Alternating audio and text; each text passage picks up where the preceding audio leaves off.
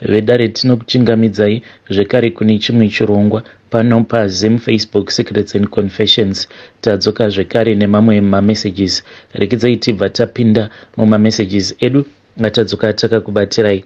Message iri kutanga yakamira sekudai so: hanzi makadi zvenyu mukoma, ndinokumbirawo kuti munge muchindiposterawo nyaya yangu makaviga chitupa changu. Ininiwo ndauyawo neconfession yangu, but spiritual encounter iyo yandakasangana nayo pandainge ndichiri kuchikoro. Mukoma, amai vangu vainge vachitambudzika, ende ndizvo zvinondirwadza izvozvo kuti amai vangu vakasvika pakufa, yet she never got to benefit. Saka ndakazototangawo kutoita mari zvamanje manje, ndo pandakabva ndazowanawo basa, and for a very long time I had been suffering muno muSouth Africa nekudawo kwevamwe vainge vakangondinzwirawo godo. So mukoma, kuchurch ndakabva ndazowanawo one who was a well wisher, uyo akabva azotaura naamai vangu mushure mekunge baba vangu vashaika.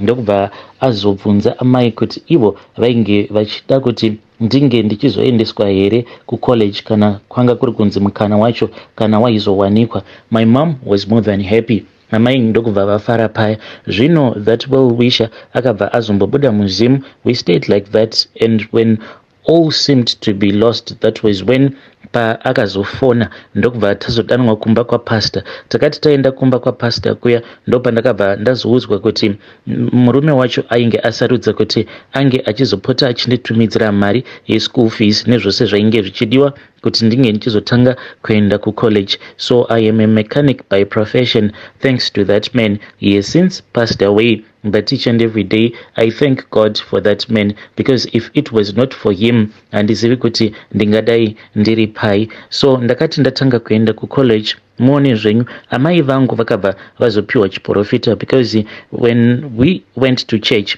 when she wanted to give the testimony, pastor vakabva vazotuma this other woman who was an usher, and she then told my mom kuti she was not supposed to stand up and give out her testimony. Saka amai, because of excitement, takazoti paya after church ndopa vakabva vazotanga kuudzawo vakidzani kuzonosvikawo zvichizonopindawo munzeve dzehama dzababa vangu, because ivo baba vangu vainge vakapikirwa kuti vainge vachifanira kuti vange vachizofa vari murombo. Ende zvechokwadi mukoma, baba vangu vakafa vasina kana chavainge vainacho, kana kofini chairo. Takazotoita zvekutobatsirwa nechurch, because our last option was painge pava kungonzi panofanira kungoti pange pachingotengwa mapranga. Kana patengwa mapranga, then vobva vavigwa, and ndo dzainge dziri mhiko dzavainge vakapikirwa idzodzo nehama dzavo. Zvino hama dzababa dzakazoti dzanzwa kuti inini ndainge ndava kuendeswa kucollege. Kamwe kahanzvadzi kangu kakabva katanga kurwara, kainge kachirwara nemamhepo, and that time paainge achirwara kudaro, it affected me so much zvekuti ndakatombofunga kuti ndaifanira kuti ndinge ndichitongodropa out of college, but amai vangu vaingoramba vachingonditi shingirira shingirira mwanangu. So when I was about to write my final exams, mukoma, pane chimwe chiitiko chakaitika nanhasi uno. Kana ndikanzwa munhu achiti the spirit world does not exist, that person can never convince me, because what I saw. Because on that day I still remember kuti it just started raining out of nowhere. Musi wacho iwoyo kwakatoswera kuchitopisa. Zvino mvura yakazoti yatanga kunaya, magetsi ndokubva aenda. Apa ndainge ndisina kana cent kana mari kuti ndinge ndichienda kunotenga kana kenduru, and kana phone I could not even afford to have a phone. Saka I was just sitting mukoma in the dark, but kuti ndinge ndichirara ndainge ndisingakwanisi. Saka the moment magetsi paakazodzoka ndo pandakabva ndati I have already lost time, pose apa magetsi paanga asipo. So it is far much better that what I do, ndinge ndichitora mabhuku angu ndobva ndachitanga kuverenga. Saka ndakabva ndazotora mabhuku angu nekuda kwekuti mvura iya yakunaya kwayainge yakaita, yainge yakatoita sekunge yainge yakatoita kuti kunge kuchitowedzera kutopisa. Then ndikabva ndagara padhuze newindow, ndainge ndakafuratira window, but I was sitting on the bed. Mukoma nashi ndakati ndakagara kudaro ndiri busy ndichiverenga, ndo pandakabva ndazoona ruoko urwo mukoma I just saw it in front of me. Ndikabva ndatoona kuti ruoko urwu rwacho rwandakaona munhu wacho ainge akamira panze, but I could not see that person clearly. Saka munhu uya akabva ati wandiona, ndanga ndichifungidzira kuti wakarara. I heard this mukoma. The voice was very clear. Munhu uya ndokubva atanga kunyara achitiza, aitiza achita zvekunyahwaira. In that moment mukoma ndakambozama kuti ndinge ndichiridza mhere, but I could not even scream because ndainge ndakabatwa nerimwe dzikirira. Munhu uya akazoti anyangarika, ndo pandakabva ndazoti pembeni kumuka mukoma, ndokubva ndachitanga kunamata. Ndakanamata mukoma, but still I got so scared because panze ndaiti kana ndikangotanga kunamata ndaibva ndanzwa nyika ichita sekunge yainge ichidengenyeka, zvichiratidza kuti panze painge paine zvinhu zvainge zvichifamba. I then fell fast asleep. Ndo pandakazorota vamwe vatete vangu. Vatete ava ndakatovarota like ivo vainge vakamira kumberi kwangu. I had been traveling like in the highway, ndichifamba ndichitoona kuti kunhu kwandainge ndichienda kwainge kuine green. Apa ndainge ndina amai vangu, ndakabata amai vangu vachiratidza kuti ivo vaneta, ende nemunin'ina wangu wacho uyo akazotanga kurwara achirwariswa nemamhepo. Saka ndakabva ndazongoti vatete avo. So ndakatofara ndichitoti amai vangu sezvo ivo ndisiri kukwanisa like kuvatakura, tinokwanisa kubatsirana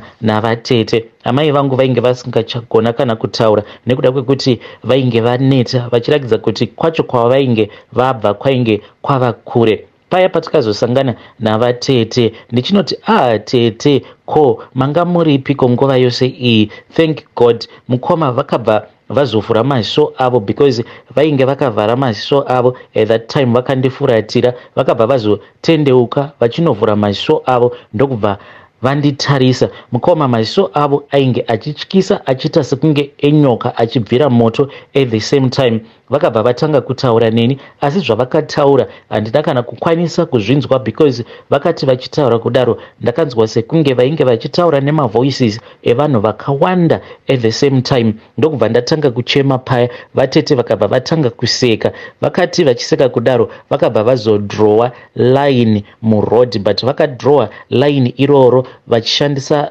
vakabva vazodrowa line muroad, but vakadrowa line riya neropa. Vakabva vati ropa iri iropa rababa vako. Vakabva vaseka ndokubva vanyangarika. Mukoma ndakabva ndazviona baba vangu ivo vainge vari musango vachingodzungaira. Ndichiti baba, ko hamusi kundiona here? Vakangonditarisa kahwani vachikuramba vachidzungaira musango muya. So mukomanashi ndo pandakabva ndazopepuka. I told my mother the dream. Ndokubva tazonzi taifanira kuti tinge tichizotsanya, tikabva tachizotanga kutsanya. Mukoma, when we were busy fasting and praying, munin'ina wangu ndo paakabva azotanga kubatwa nemamhepo. Dzimwe nguva zvaaita aikwanisa kungotanga kungoridza mhere. Achiridza mhere kudaro aikwanisa kutobuda gate kana paya mukasakwanisa kukasika kumubata achida kumhanya. Hamene kuti kwacho kwaainge achida kuenda kwainge kumbori kupi. Dzimwe nguva mukoma aizotobatwa nevamwe vavakidzani. Apa nhamo yacho yakaonekwa naamai vangu. Amai vangu vainge vachitotiririrawo nekuda kwekamusika kavo kavainge vainako. Vaiti kana vobuda paya dzimwe nguva vaikumbira vavakidzani kana kuti vaingomusiya vachingoti Mwari ndivo vachamuchengeta. And most of the times ndaizonzwa zvichinzi aizotobatwa akatobata tambo achida kunozvisungirira. And iye manje pane umwe musi, it was on a big Sunday, ndokubva azonzi aifanira kuti ange achiuya kumberi ndokubva azotanga kunamatirwa. Akati achinamatirwa kudaro ndokubva azotanga kurutsa. Akarutsa mukoma ndopaakabva azoita right. Amai vangu vakazosvika pakufa vasina kana kumbokwanisa kudya mari yangu because after ndagraduata ndo pandakabva ndazotanga kushandira umwe mudhara iyeye akandishandisa for a very long time asingandipi mari. Apa ndainge ndiine bad luck yekuti mukunofamba ndaiti kunyange ndikazama kuti ndige ndichitsvaka basa, then kana ndikaenda kune munhu uya wandinenge ndichifungidzira kuti maybe anokwanisa kundipa basa, aibva aenda obva anondinyeya nemudhara uya ainge achindishungurudza ndakatibvunza uya wandainge ndichishandira. Saka mukomana wacho at the end of the day mudhara uya ainge ava kutondibata sekunge ndainge ndiri nhapwa, achitoona kutoti I was very desperate. Apa ndakabva ndazomitisawo, ndakati ndamitisa mukoma ndikabva ndangotanga kungogara nemukadzi wangu pagaraji ipapo. Tainge tichitongorara mune chimwe chikombi chainge chakatofa, takangotengawo chimetress. Ndikabva ndataura nevamwe vakomana vakabva vauya vakabva vabvisa maseti ose, tikabva tatoita chikombi chaichiya imba yedu. Ndinorangarira nerimwe zuva takatoti takatorara nemukadzi wangu ndokubva ndanzwa kuti mainge muine imwe movement yainge irimo, ndikabva ndaziva kuti yainge iri nyoka. Mukomana acho ndakati ndichimuka ndikabva ndatoona kuti yainge iri cobra yainge yakatodongorera, yainge yapinda nemuzasi mekombi. Mukoma usiku hwacho ihwohwo takazotongorara tiri panze because nyoka iyoyo yainge yakakura. Zvino ndakati ndazouyawo kuno kuSouth Africa ndopandakazotokwanisawo kutowana basa. Handitomborina more than 2 years kubva zvandakakwanisawo kuwana basa. So amai vangu even though vakafa vasina chavainge vainacho, but her prayers were a blessing to me. Vedare ndo message iyo yandakatumidzirwa ichibva kuna mukoma vedu avo. Please ngatizamei kuti tinge tichitaura navo mukoma vedu ava mucomment section. Zvakangooma hazvo vedu we. Regedzai tibva taenda panyedu inotevera. Nyedu inotevera yakamira sikudai so. Hanzi makadi zvenyu mukoma, ndinokumbirawo kuti munge muchindipostirawo nyaya yanguwo makaviga chitupa changu. Ndinokumbirawo kubvunza kubva kune vedare renyu nekuda kwekuti panewo zvakaitika when I was still in my teenage years. Ndainge ndiri munhu ainge aine hasha uye ndainge ndisingadzoreki, plus ndainge ndiine simba rainge rakanyanyisa. Vanhu vazhinji vaitofungidzira kuti maybe ndainge ndakatemererwa nyora dzemangoromera nevabereki vangu, but it was not so. Ndaingoti kana ndikangodenwa ndaitadza kana kuzvikontrola. So mukoma, nekuda kwekuti ndaiva munhu uya ainge aine hasha ndisingabvumi zvekare kutsiurika, saka ndakabva ndazorova ticha. Ndakati ndarova ticha kudaro ndokubva ndazodzingwa. So inini ndainge ndichitarisira kuti ndichangopiwa suspension, but ndikabva ndanzi kana munhu atorova ticha zvinoreva kutoti iye anenge ava kusatomboda zvekudzidza. Ndokubva ndadzingwa paya, ndikabva ndanzi ndaifanira kuti ndige ndichizouya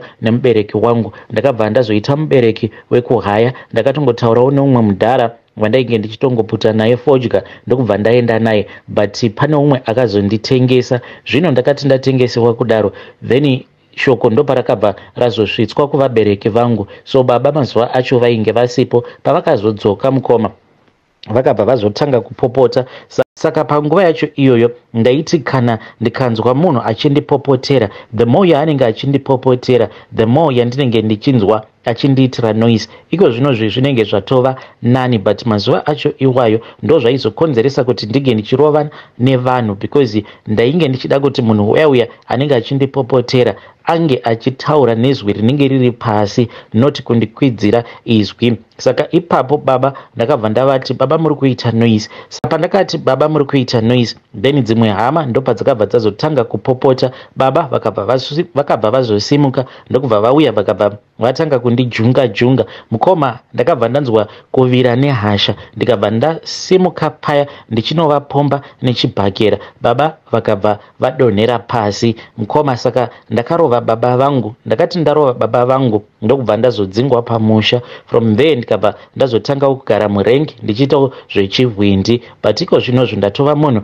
atori right anotonamata, but I regret mukoma. Baba vangu havo ivo vakashayika. Saka ndichiuyawo padare renyu ndiri kukumbirawo kuti vedare renyu vange vachindibatsirawo. Nai ichokwadi here kuti kana ukarova baba vako zvine ngozi, kana kuti ngozi yacho unongosangana nayo kana kuri kunzi ukarova amai, nekuti amai ndivo vandinoziva kuti kana ukarova amai zvinenge zviine ngozi nekutanda botso mukati. So handiziviwo, ndinokumbirawo kuti vedare renyu vange vachindibatsira.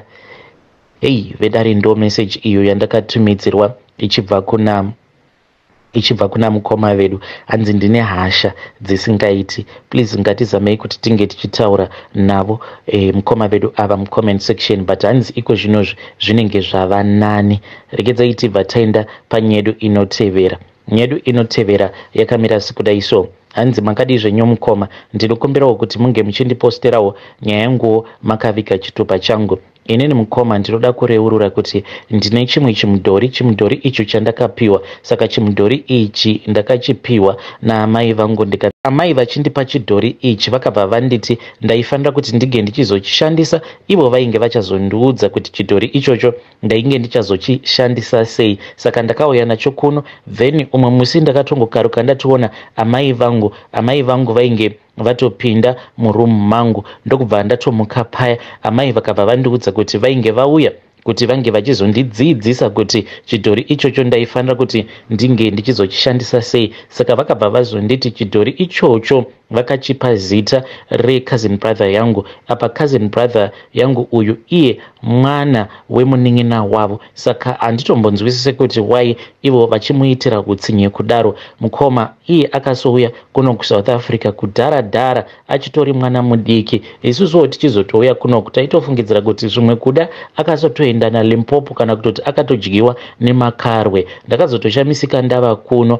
Then murume wangu ndiye akabva azoti one day ari paFacebook akabva ati ko havasi tsano ava here. Ndokubva tazotanga kutaura tose. Saka ipapo hangu mukoma I think kuti ainge akatochengetedzewa naMwari, because when he started speaking with me I think kuti that was the biggest mistake of his life, because pandakazoenda kumba ndakabva ndazoudzawo amainini ndichitofara kutoti ndava kutaura naye kamukomana. Then amai vangu manje ndopa vakangotanga kungofinyamisa kufesi. Saka amai vakabva vazondiudza kuti ivo vainge vakatoitira mhiko mwana uyu waamainini kuti anofanira kuti ange achingofira musango. Apa chinondirwadza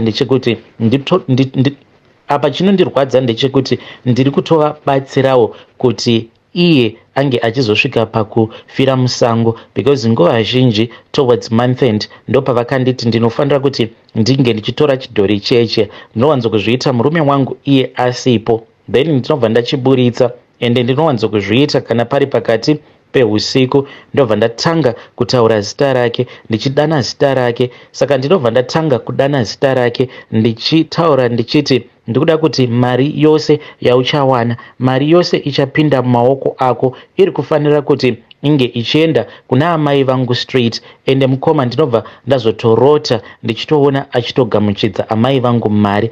Iye anotongoti kana akangobva mukunotambira anobva atoenda obva atanga kunwa doro achipedzera mari yake kumahure. Asi ndinoziva kuti mari yake inenge yatoenda kuna amai vangu. Amai vangu vanototenga zvipfuwo nemari yacho iyoyo yavanoti vanongoti vakamuka vanobva vatoona kutoti mubedroom mavo munenge muine mari. Vanomutorera mari yose mukoma, vanomutorera mari yose. Hameno kuti sofa ndamubhadharira rent how many times landlord vake kubva zvavakaziva kuti inini ndiri hanzvadzi yake, because ndakazomutora ndikabva ndazomuswededza pedo neni sezvo zviri izvo zvandakaudzwa naamai. Saka landlord vacho vanongouya kwandiri vobva vati haana kubhadhara futi rent. Apa muone rent yacho yaanobhadhara mukoma, anobhadhara only 350 rands. Saka you can just imagine kuti muno muJoburg ukaona wava kubhadhara room ye350 rands, room iyoyo inenge yakaita sei. Saka landlord vacho vakazomuti sezvo uchitadza kubhadhara rent